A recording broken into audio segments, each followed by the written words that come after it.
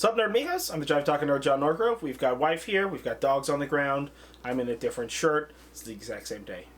Don't be shocked. But the same day as what? Maybe you'll never know. The same day as the other one. It's the same day as the other one, obviously. I took my hair down. I at least tried. Yeah. Or maybe you didn't know it was the same day, and we broke the glass for you. We shattered the we broke illusion. the fourth wall. I don't know what the fuck that is, but I'm sorry.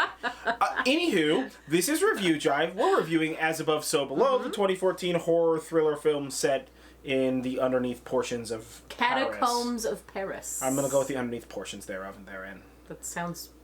I don't like that. The underneath portions? Yeah, I don't like that. Why? I don't know. I don't like that. The Catacombs of Paris. Okay. Okay. I don't know what that's all about. So, just real quickly, this movie's starring Perdita Weeks, Ben Feldman, who's really good, Edwin Hodge, Francois Civil, Marion Lambert, who's really good, Ali Marhara, and then Cosme Castro, who is, like, probably one of my favorite characters. Oh, yeah, the friend. Yeah, the friend, because it's so creepy. Yeah, well, you gotta read the thing. Don't put it down. Oh, read the thing. Where do we watch this one on? Netflix? This is the thing. Netflix. This is the thing from Google, because it's longer. Archaeologist Scarlett Marlowe, played by Perdita Weeks, has devoted her whole life to finding one of history's greatest treasures, Flamel's Philosopher's Stone. According to legend, the artifact can grant eternal life and turn any metal into gold. When she learns that the stone is hidden underground in the catacombs of Paris, she assembles a crew to guide and document her historic mission. As they begin their descent, the team members have no way of knowing that they are entering their own personal hell. I would say that that's a pretty good descriptor of it. That's not a bad descriptor. Yeah. So she's looking for Flamel's Philosopher's Stone because her father was looking for Flamel's Philosopher's Stone. And her dad was also an archaeologist. Yeah. And the thing about it is you don't really learn a lot about the people in it from the outset, right? You learn as the story progresses, which makes it especially interesting. But this movie starts hard. The very beginning, you're with her, you got a camera guy with you, and because she's like documenting everything. And they are, I don't know what country they're in, but it's like in the Middle East. Yeah, they're like Middle East or maybe India somewhere. And she's having to have somebody take her down to like wherever, some artifact is. And like they start going down there and it's already kind of like, it's kind of like creepy looking, and all of a sudden like bomb air raid sirens start going off. And then the rush is on. And then the rush is on for them to get in there and to find the artifact, and it's there, and the guy who's taking her down there, the guide, is like, we gotta go. But she's like, I have to do it. And it's very tense because the sirens are going off and you're like, geez, these have been going off for a long time. Like whatever is coming is is gonna be here like super soon. And well, they're just being shelled. Like, bombs are falling literally above their fucking heads. And, like, shaking this underground tomb. And what they're looking for like is words, right? They're looking for the words written on the side of the statue that explain the secret of where Flamel hid his Philosopher's Stone. Yeah. So that's how the movie starts. And it is, like, a hard start. It's fantastic. And it really sets this mood of desperation at all costs. And panic. In general, it sets the tone for the whole movie, which is going to be very interactive, very personable. The audience is... very closed spaces. Yeah, the audience is the camera, and the camera is a person with a name and a character and a plot. Which is different than a lot of these, like, I mean, really, even when you think about, like, Cloverfield or the Blair Witch movies... Like, the camera person had a name and character, but, like, not in the same way. Because as the camera person moves through the plot, they, like, there are times where the camera person is seeing stuff that, so the audience is seeing stuff that they aren't seeing. And vice versa, they're seeing stuff that we, as the audience and the camera person, aren't seeing. And we see when the cameraman's too scared to move forwards and is turning back. But we're seeing everything the cameraman is seeing. And they have a couple of cameras. They have, like, 2 or maybe 3 cameras. So they can do, like, perspective shots and then there's, like, a couple of, like, GoPros on their helmet or whatever. Kind of everybody's wearing a GoPro, but, like, kind of not.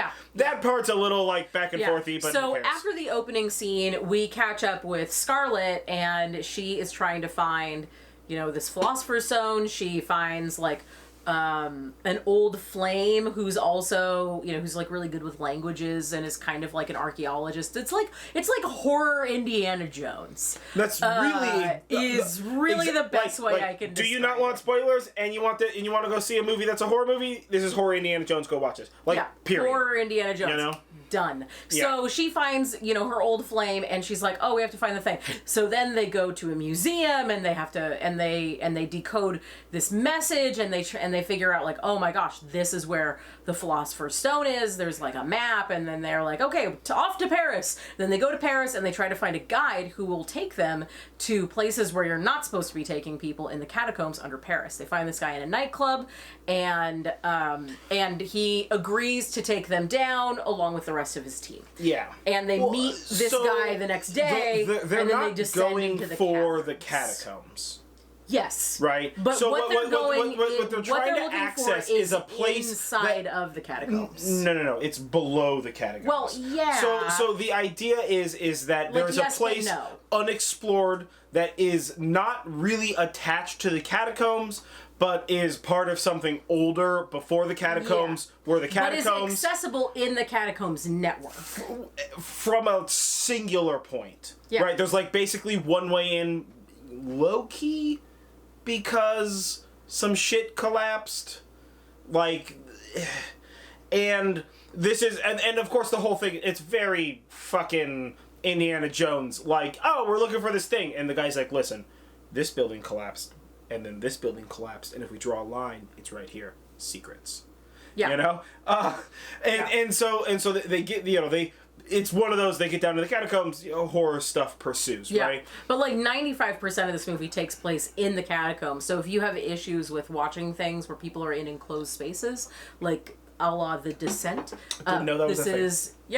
This is probably not a good thing for you. But it is a really well thought out horror movie. It really understands the level of tension that needs to be built, and the foreshadowing on it is just like, so good. The whole movie. In fact, really, the foreshadowing is so good. The characters are aware of the foreshadowing. Don't understand all of the facets and levels of the foreshadowing that the movie is giving you the first time you watch it. Oh yeah, it's gonna take you like a couple. And there's a lot of things every time we watch this movie, we watch it a couple of times a year. Easily. I notice something new that I never noticed before, and it's just a small thing like off in a corner or something like that. Yeah. Because there's some obvious foreshadowing that you can see, but then there's some like not obvious foreshadowing and like linking together of things, and it just is tiny just details tiny all details. over the movie. It's been so well thought out. Yeah, it really was like just a very like balanced. It moved at like a nice pace, but it wasn't. Yeah. It didn't feel rushed. It didn't feel slow. And the movie is okay. So basically, we need to go to this secret place. It's supposed to be hidden there. So, and, they're like, all right, we gotta go this direction. And, like, almost immediately, like, spoopy shit is starting to happen here. And they're just like, this spoopy shit just happened. Let's go this way anyway. Yeah. Like, they're like, we gotta go. And, of course, she's like, there's gotta be a ton of treasure. We have to go. So she's doing it to, like, avenge her father's honor. Well, to finish her father's work. And find the Philosopher's Stone. And everybody else is there because she said there would be treasure. Because she said there'd be treasure. And her like kind of boyfriend lover is there because somehow she blackmailed him into it. Yeah. And so it's like, all right, so they got to get down to this fucking thing. And it's sort of like there's a lot of spoopiness and back and forth and whatever as they get down to where the Philosopher's Stone is. And then, like, it starts getting more spoopy and chaotic as they move through. Yeah. The deeper they go into the catacombs, the creepier everything gets. And we mean, like, down deep, not, like, further into the Matrix. Yeah, not but, like physically this deep. Way deep, like that way deep. Because and the whole story, so it's based a lot on, like, the, like, religious, like, the factual religious logic of hell, right? And they talk about, like, well, in this book of the Bible or whatever, hell is this many leagues underneath the earth, and if you translate those old texts, it means that it's, 1,500 feet underground. or some not like 12 miles underground, whatever the fuck, right? And like that kind of thing. And so, and the whole movie is they play with space and with sound, and the cinematography is very like, you know, the camera guy has to do a thing and he sets the camera down and you see like a glimmer of some shit. And you're like, there was some shit glimmering over there. Yeah. And then he's like, and then he hears a sound and he picks up the camera and he's like, what's over there? Yeah. Is there something over here? Yeah. What's over there? And you're just like, every time he turns, you're just like, stop turning. Yeah. Don't do it. There's and then also he turns like back. puzzles for them to solve too. Sort of, yeah. Really but they're all very they're Indiana Jones puzzles. They're not National Treasure complicated. They're Indiana Jones complicated. Yeah. and it's always like what's like, we gotta get out of here. The thing's doing some stuff. What are we gonna do? And she's like, all right. So there's a picture of a pyramid, and in ancient Egypt they used to do this shit. So we're gonna do this shit, and then she does that shit, and everybody's fine. So it's, you know, it's very like, you know, the lady's the like smart boy. What's her name? Samantha. Scarlet, Jesus Christ. Whatever. Scarlet's like the smart boy one who like knows all the stuff and is like giving answers and all this. And then like the team, the like spelunking team, as it were, are like the sort of adventurous ones, and the boyfriend's really just kind of like a whiny prick. But in a good way. It's fun. It's fun whiny prickness. Well, so also every death in this movie is fantastic and perfectly placed. Yeah. So as they descend further into the catacombs, things get increasingly creepy and unexplained. So when they get to the chamber that the Philosopher's Stone is supposed to be in, there's just like a corpse of a guy laying on like a bier. You know, it's like a stone thing the dead body lays on, old-timey stuff you see in movies. Like an IPA? No, B-I-E-R. I don't think there's an I in that word. I think it's just two E's. No. It's like not. A it's not like a waterbed of beer. He's laying on a stone structure. But this is a room that has supposedly been sealed for hundreds of years. We're talking like 500-600 years by Scarlett's count, by the main character's count. Okay. And this guy looks like he just laid down and went to sleep. It is so uncanny. There's also other things that really mess with your grasp of time and of space and even of your senses. So there's a scene where they're crawling, like kind of like walking through and crawling through this area that is it's kind of like a sewage way, and it's got like walkway on one side and on the other side, and it's wide enough so that you straddle the center part, waterway, which is where there's water, but there's no water in this, but there's bones of like humans, because they buried people in the catacombs.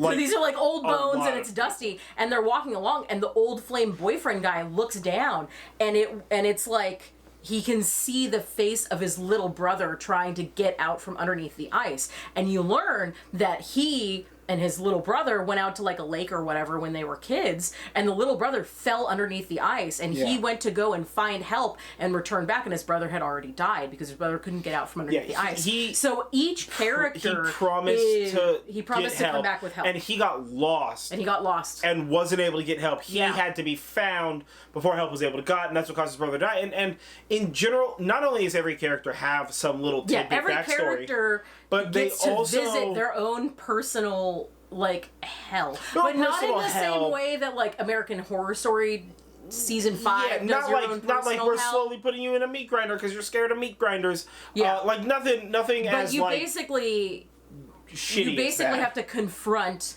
and deal with, and in some cases ultimately be sucked in by your ultimate hell being the thing in your life that you regret the most. Yeah. Which, of course, in a movie is going to cause somebody to die for everyone, right? So it's like, what links all these people together? It's all because their inaction or whatever caused somebody to die. But it's not like a revenge thing. It's like a judgment thing. I think that I don't really think that the characters had a choice in whether or not they died.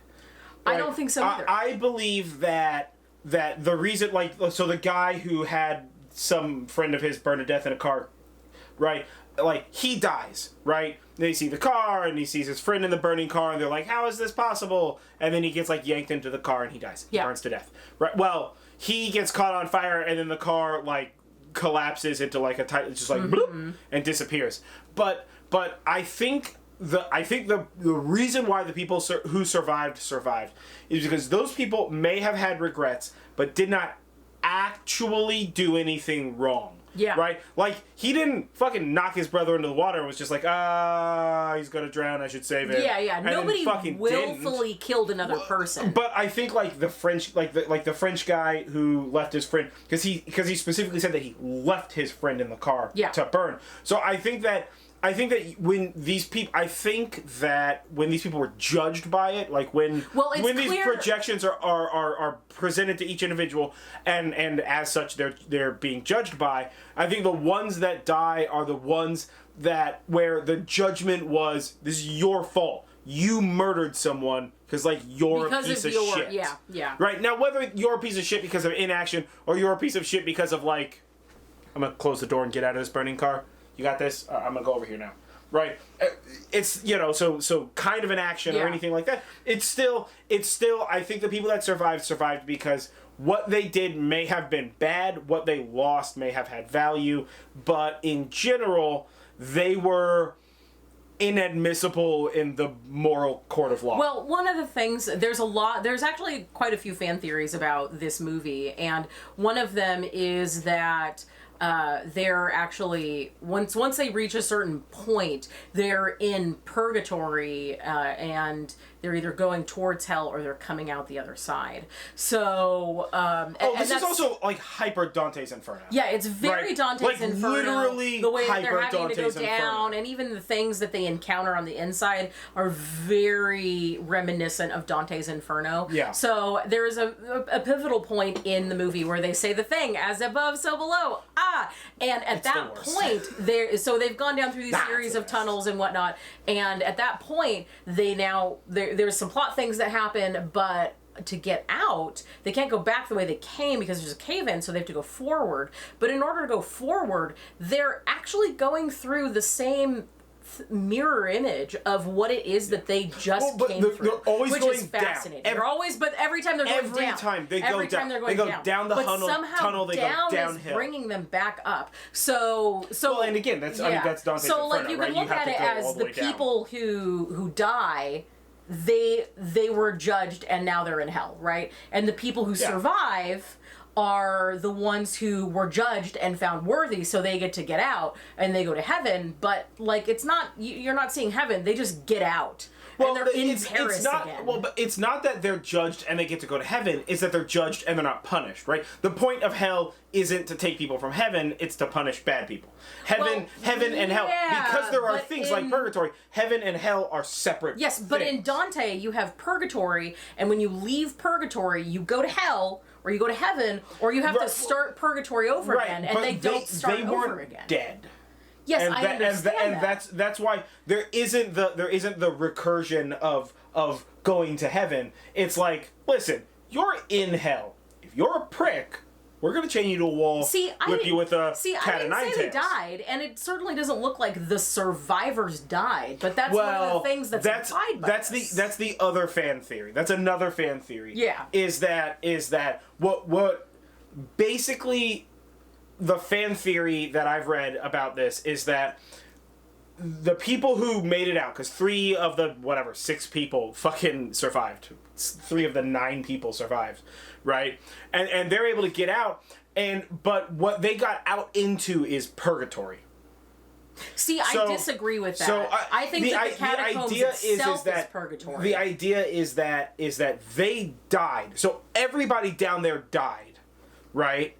But the ones that made it out weren't judged bad enough to remain in hell, which is why they weren't murdered and taken away. Yeah. They were instead returned to purgatory, which was basically, and there's something to do with that last scene when they crawl out of the tunnels and they're standing there. They crawl out of like a sewer pipe. There's some nice camera trickery that. Yeah, that's a really nice scene. It's a really fucking well done scene.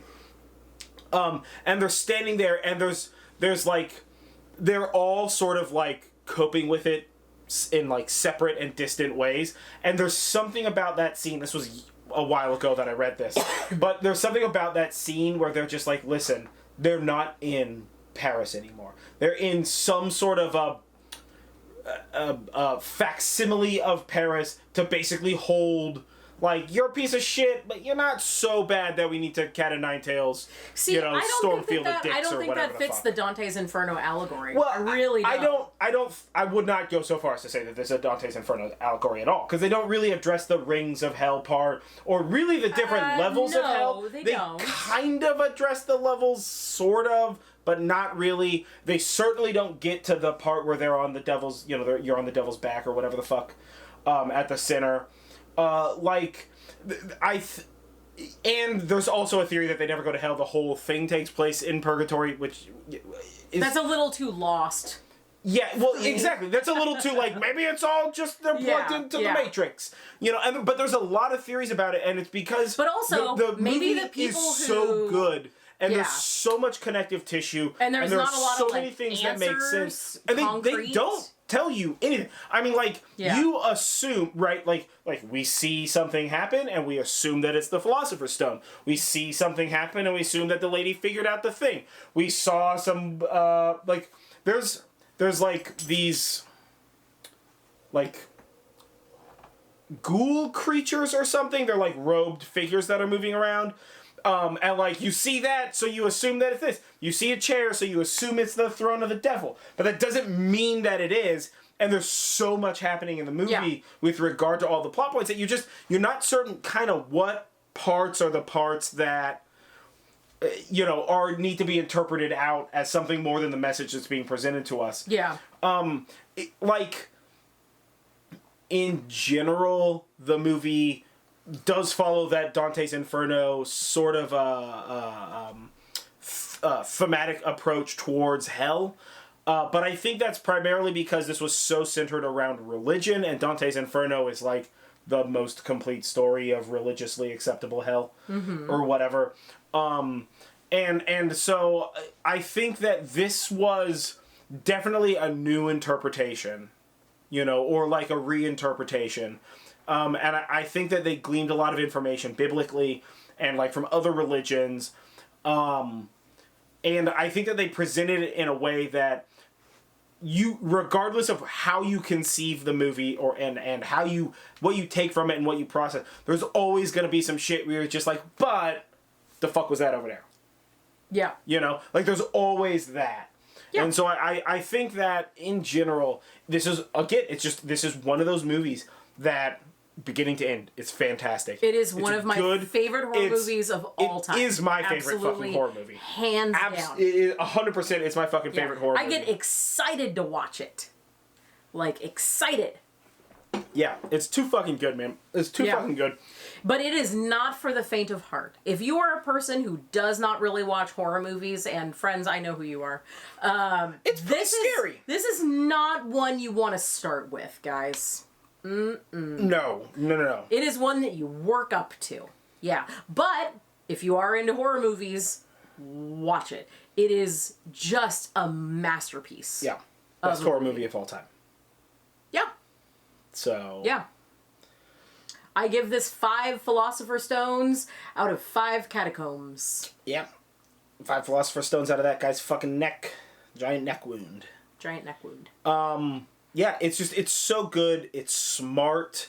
It's action-packed. It's fast-paced when it needs to be. It's slow and methodical when it needs to be. It's fucking nightmarishly creepy. It builds an atmosphere like nothing else. Like, are there jump scares? Yeah, but they're not gratuitous. It's not shitty. Are there, but in reality, most of the scares, you're like, what the fuck was that over there?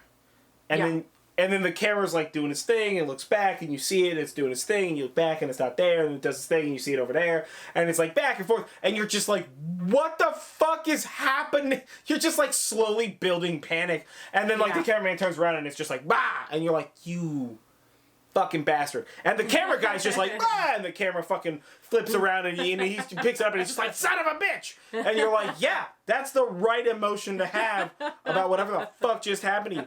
And the deaths are fucking brutal.